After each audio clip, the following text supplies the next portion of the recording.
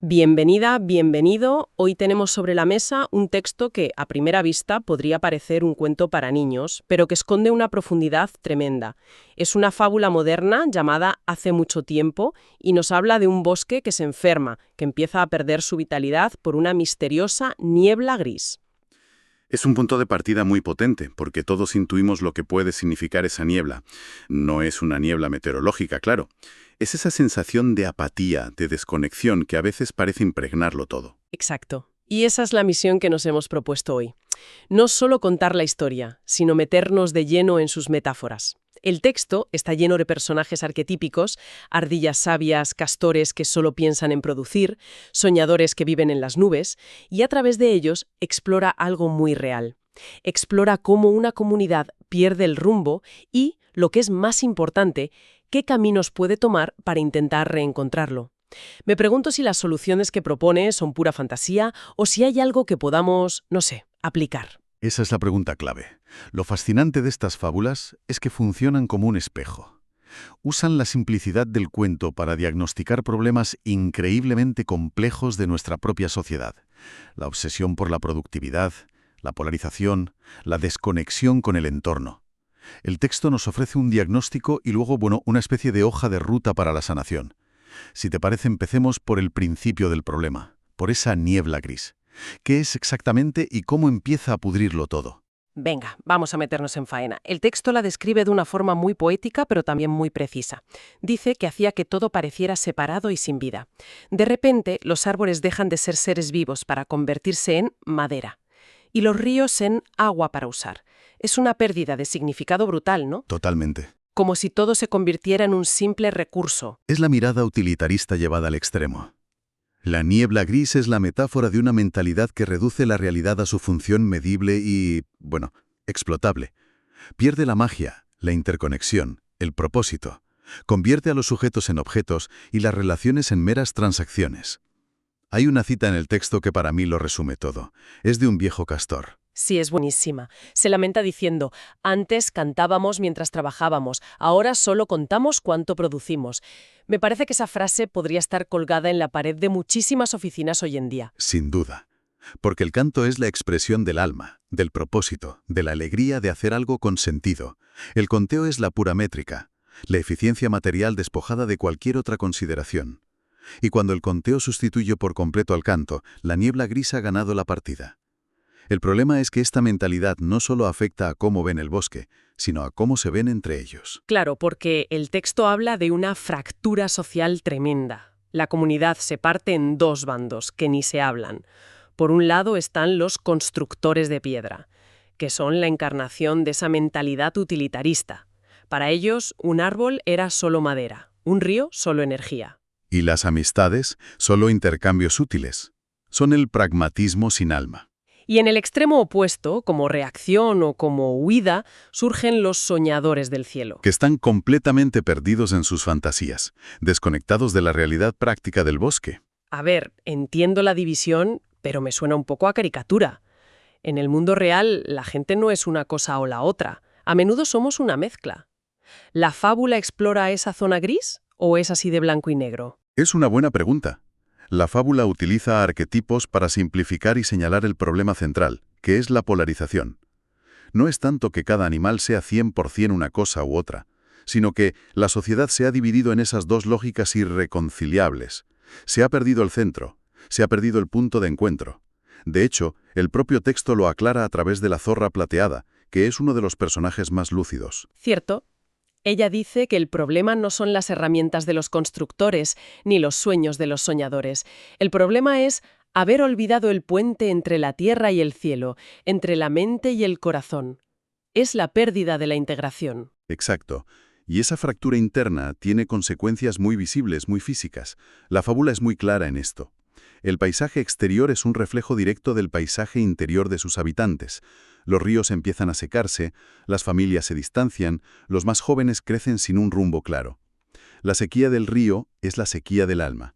El ecosistema social y el natural enferman a la vez. Vale, el diagnóstico es desolador, casi apocalíptico para este bosque.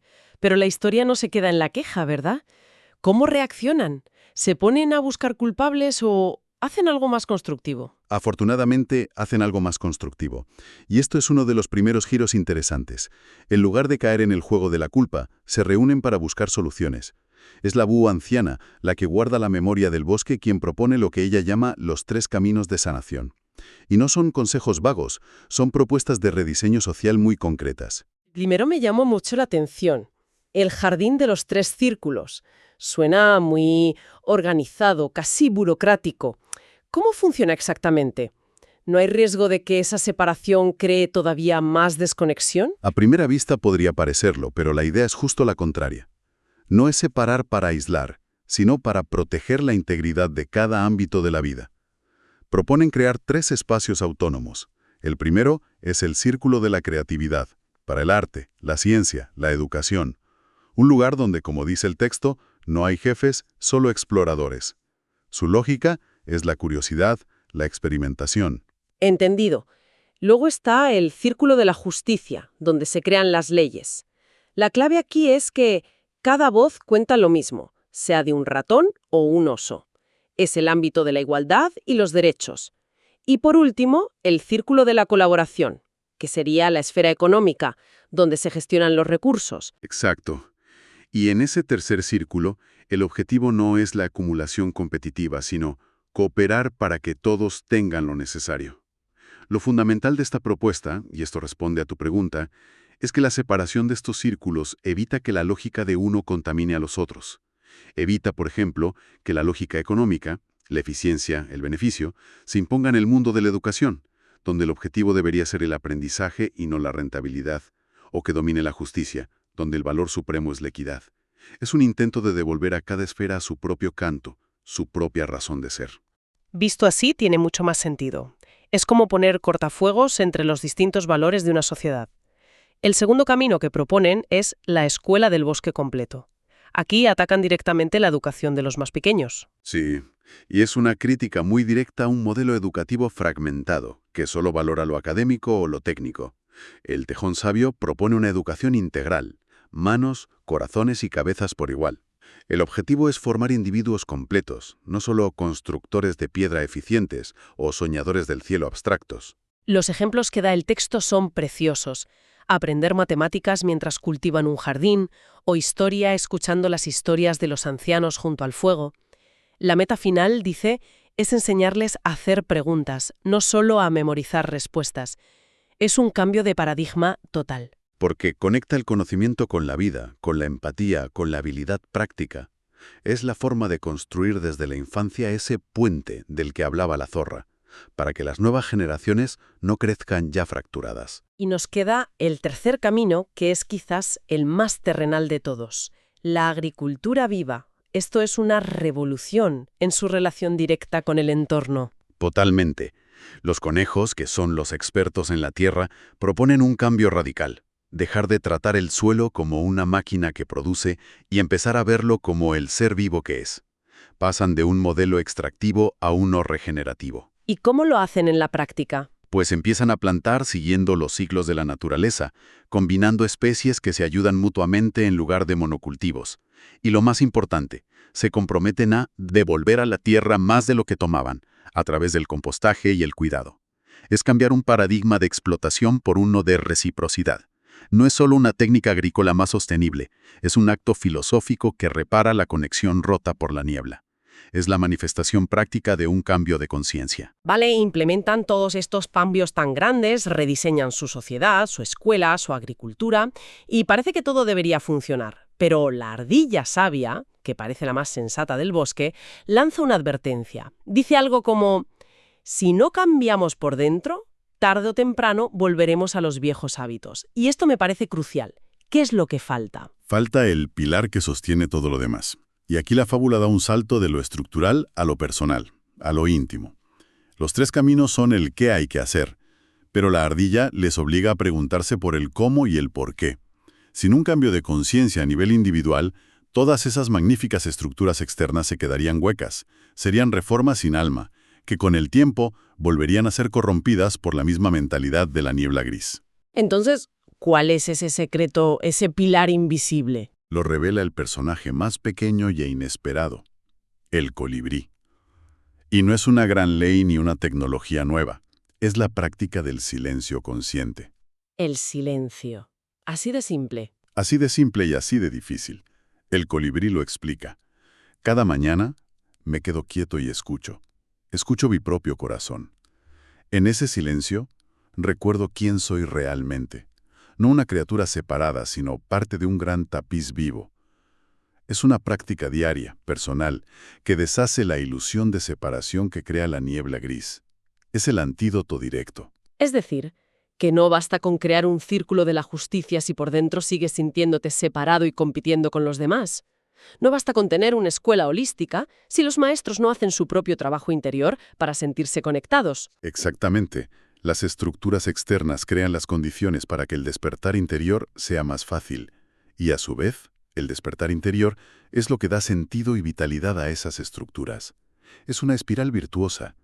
Y el texto lo complementa con otro consejo, el del venado, que añade una dimensión física. Sí, que dice, cuidemos nuestros cuerpos como templos. Habla de la alimentación, del descanso. No es una visión puramente mental o espiritual, sino encarnada. Claro, porque tu estado físico afecta directamente a tu estado de conciencia. Si estás agotado, mal alimentado, estresado, es mucho más difícil ver con claridad y sentir con profundidad, como dice el venado. El cuerpo no es una máquina que hay que mantener para que produzca, sino el vehículo sagrado de la conciencia. Si conectamos todos los puntos, el mensaje es inequívoco. La transformación social, educativa y ecológica solo puede ser sostenible si está anclada en una transformación personal y consciente. Como dice la fábula más adelante, de forma muy directa, el mundo exterior refleja nuestro mundo interior. Y cuando parece que por fin han encontrado la fórmula, que han integrado lo de fuera con lo de dentro, la historia les lanza una última prueba. Llega una nueva amenaza. Sí, aparece el cuervo viajero, que viene de otros lugares y trae malas noticias. Anuncia grandes tormentas. Cambios en el clima global, escasez de recursos en otras regiones, conflictos entre otros bosques, básicamente problemas que están fuera de su control directo, que trascienden sus fronteras. ¿Y todo este trabajo interior, toda esta nueva organización, realmente sirve de algo cuando llega una crisis de verdad, una que no puedes controlar? ¿Cuál es su reacción? Ahí está la clave de todo. Su reacción es completamente diferente a la que habrían tenido bajo el influjo de la niebla gris. No hay pánico, no construyen muros, no se ponen a acumular recursos de forma egoísta ni a buscar culpables. Es la zorra plateada, de nuevo, la que ofrece la perspectiva más sabia. Dice, estas tormentas son llamadas de atención. Cada crisis es una maestra disfrazada. Vaya, esa es una forma muy distinta de ver un problema. En lugar de una amenaza, es una oportunidad. Una oportunidad para profundizar. Ven las crisis no como un castigo o un final, sino como un catalizador que les obliga a poner a prueba la solidez de su transformación. La respuesta no es el miedo, que es el combustible de la niebla, sino lo que el texto llama la responsabilidad amorosa. Se preparan fortaleciendo su cooperación interna y su conciencia, no armándose contra el exterior. Pasan de una mentalidad de supervivencia temerosa a una de crecimiento a través del desafío. Y con esa nueva mentalidad llegamos al mensaje final de la historia, que lo resume todo a través del testamento de la búho anciana a las nuevas generaciones. Es un legado precioso. La búho subraya 3 ideas fundamentales. La primera que ya hemos comentado. El mundo exterior es un reflejo del interior. La segunda, que cada individuo es un guardián con una responsabilidad ineludible. Cada acción cuenta, cada pensamiento importa, les dice. Y la tercera, y quizás la más bonita, es que nadie está solo, que todos forman parte de un tejido invisible que conecta cada hoja con cada estrella. Es la idea de la interconexión universal. Pero siempre queda la duda, ¿no? La lechuza pequeña le pregunta algo que seguramente todos nos hemos preguntado alguna vez. ¿Y si no lo logramos a tiempo? Es el miedo al fracaso. Y la respuesta del búho es la culminación de toda la filosofía del bosque. No le da una garantía de éxito. Le dice, las tormentas son fuertes precisamente para hacernos más fuertes. El futuro no está escrito en piedra, se escribe en cada elección que hacemos ahora. Ahí está el poder y la responsabilidad. No en un futuro incierto que nos paraliza, ni en un pasado que lamentamos, sino radicalmente aquí, en el presente. Cada decisión consciente, cada acto, está tejiendo activamente la realidad del mañana. Entonces, si tuviéramos que trazar el mapa que nos deja esta fábula, El diagnóstico es la enfermedad de la separación, que nace de una mentalidad que lo ve todo como un objeto a utilizar. Y las soluciones son un baile entre lo externo y lo interno. Exacto. Por un lado, cambios estructurales audaces en cómo organizamos la sociedad, la educación y nuestra relación con el planeta. Pero todo eso se derrumbaría sin el pilar del trabajo interior, la transformación de la conciencia individual a través de prácticas diarias que nos recuerdan que no estamos separados. Y es importante lo que dices, que no es un final de cuento de hadas. El texto es realista en ese sentido. Sí, deja muy claro que el bosque no se convierte en una utopía perfecta. Dice explícitamente que hubo retrocesos y dudas, y que la niebla gris no desapareció completamente, sino que seguía acechando en los rincones. La gran diferencia es que ahora saben reconocerla. Ahora tienen las herramientas, tanto internas como externas, para afrontarla cuando aparece. Entienden que no es un destino al que se llega, sino un camino que se aprende a caminar, día a día. La historia termina con una frase que se queda resonando. Y en cada corazón que escucha esta historia, el bosque renace. Es una invitación directa. Absolutamente. Lo que nos deja con una reflexión final para llevarnos.